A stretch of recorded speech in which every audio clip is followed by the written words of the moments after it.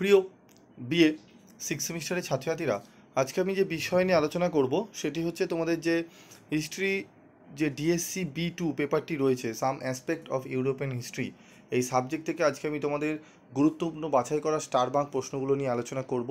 তো ভিডিওটি প্রথম থেকে শেষ পর্যন্ত দেখবে এবং ভিডিওতে বলা প্রশ্নগুলো ভালো করে তোমরা রেডি করে নেবে। তো দেখো, ইম্পর্টেন্ট 20 মার্কসের কোশ্চেনের মধ্যে কোন কোশ্চেনগুলো ভালো করে করবে একবার দেখে নাও। প্রথম প্রশ্ন, কেন ইতালিতে সাধারণভাবে এবং ফ্লোরেন্সে বিশেষভাবে নবজাগরণ শুরু হয়েছিল?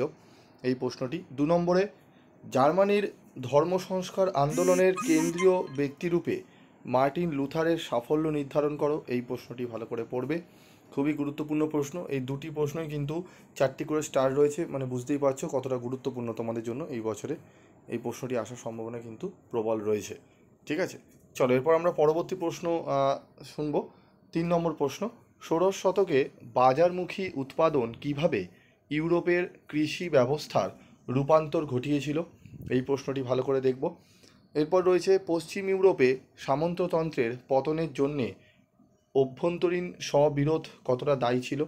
এই প্রশ্নটি ভালো করে পড়বো। এই 4টি টোটাল যে প্রশ্ন রেখেছি পরপর, এই 4টি প্রশ্ন খুব ভালো করে তোমরা যদি করতে পারো, এখান থেকে কিন্তু তোমরা প্রশ্ন কমন পেয়ে যাবে। ঠিক আছে, এই 4টি প্রশ্ন তোমাদের ভালো করে করতে হবে। তারপর দেখো 5 নম্বর প্রশ্ন, ষোড়শ শতকীয় ইউরোপীয় অর্থনীতির ওপর মূল্য বিপ্লবের প্রভাব কী ছিল? ষোড়শ শতকীয় ইউরোপীয় অর্থনীতির ওপর মূল্য বিপ্লবের প্রভাব কী ছিল? এই প্রশ্নটি ভালো করে করব। তারপর রয়েছে দেখো, বিজ্ঞান বিপ্লব বলতে কী বোঝো? ইউরোপের ওপর এর প্রভাব আলোচনা করো। এই প্রশ্নটিও গুরুত্বপূর্ণ। ঠিক আছে, যা যা প্রশ্ন স্টার মার্ক করা রয়েছে খুব ভালো করে এখন থেকে রেডি করে নাও।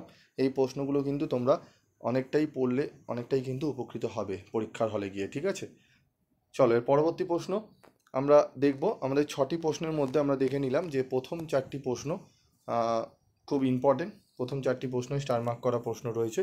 এই 4টি আমরা ভালো করে পড়বো এবং তার সাথে 6 নম্বরের প্রশ্নটি।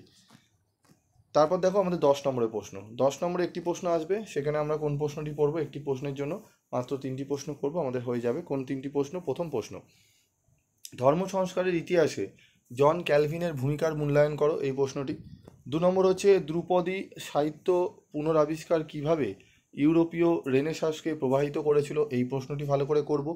তারপর 3 নম্বর প্রশ্ন রয়েছে, নতুন বিশ্বের স্পেনীয় সাম্রাজ্য কিভাবে একটি বিশাল ও স্থায়ী খনি অঞ্চল ভিত্তিক জনসমাজে পরিণত হয়? এই 3টি প্রশ্ন খুব ভালো করে আমরা যদি করে নিই, এই 3টি প্রশ্ন আমরা করে নিতে পারলে এখান থেকে অনেক প্রশ্ন কিন্তু আমরা, ঠিক আছে, আমাদের পড়ার দরকার পড়বে না। ঠিক আছে, এই 3টে প্রশ্ন করে নিলে আমরা কিন্তু একটি 10 নম্বরের প্রশ্ন কিন্তু কমন পেয়ে যাব। তারপর রয়েছে দেখো, আরেকটি যদি প্রশ্ন পারি পড়ে নেব, সেটি হচ্ছে, ইউরোপের সামন্ততন্ত্র থেকে ধনতন্ত্রে উত্তরণ প্রসঙ্গে যুক্তি সন্নিক্ষণের বিতর্ক আলোচনা করো।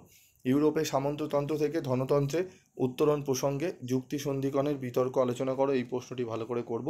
এই টোটাল 4টি প্রশ্ন যদি ভালো করে করে নিই, এখান থেকেই কিন্তু আমরা একটি 10 নম্বরের প্রশ্ন কিন্তু কমন পেয়ে যাব। ঠিক আছে, এবং তোমাদের জন্য এই যে প্রশ্নগুলো যে নির্বাচন করা রয়েছে, এই প্রশ্নের অনেক উত্তর কিন্তু অনেক বইতে সেরকম করে পাবে না। তোমরা অনেকেই প্রবলেম তোমরা ফেস করছো, পাচ্ছ না ঠিক মতো। তো তোমাদের বলবো একটু পারলে স্টাডি মেটেরিয়াল সংগ্রহ করে নিও। তোমাদের কিন্তু আহামরি আমি প্রাইস রাখি না, অত্যন্ত রিজনেবল প্রাইসের মধ্যেই রাখি, যাতে তোমরা পড়ে প্রিন্ট আউটও তোমরা করে তোমরা যাতে পড়ে নিতে পারো। তার জন্য আমি কিন্তু অত্যন্ত রিজনেবল প্রাইসেই আমি রাখি। তোমরা জানো এটা টাইপিং কস্ট এখন কত বেড়ে গেছে। আমার নিজের পকেট থেকে আমাদের টাইপিং কস্টগুলো আমি চেষ্টা করি দিয়ে, সেগুলোকে তোমাদের ওপর আমি চাপাই না, অ্যাড করি না। তোমাদের 3-4 বছর আগেও যা প্রাইস ছিল এখনও আমি তাই রেখেছি, যেটি কিন্তু তোমরা অন্যান্য জায়গায় কোনো জায়গায় তোমরা এই প্রাইসের মধ্যে পাবে না।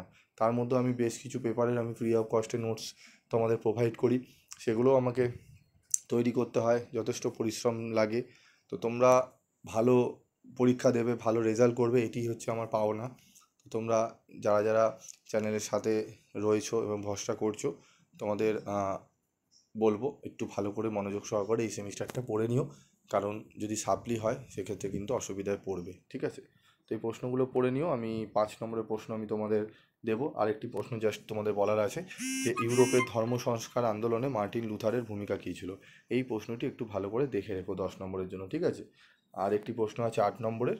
টোটাল 8টা প্রশ্ন আমি রেখেছি, প্রথম 4টি প্রশ্ন পড়লেই হয়ে যাবে। প্রথম যে 3টি প্রশ্ন সেটি পড়লেই হবে, তার সঙ্গে 4 নম্বর মানে প্রথম 4টি প্রশ্ন এবং তার সাথে 7-এর দাগের প্রশ্নটি একটু পারলে পড়ে যেও, রিস্ক না নিয়ে 5টি প্রশ্ন পড়ে যাও, দেখবে তোমরা কিন্তু কমন পেয়ে যাবে। ঠিক আছে, এবং 5 মার্কসেরও আমি তোমাদের দেবো, তোমাদের ডিএসসি B2 ডিএসসি B1 প্রত্যেকেরই আমি সাজেশান দেবো, একটু ধৈর্য ধরো, সব পাবে। আর তোমরা বন্ধুদের মধ্যে ভিডিওগুলো শেয়ার করো যাতে প্রত্যেকেই এই ভিডিওগুলো পেয়ে উপকার পায়। ঠিক আছে, আজকের মতো ভিডিওটি শেষ করছি।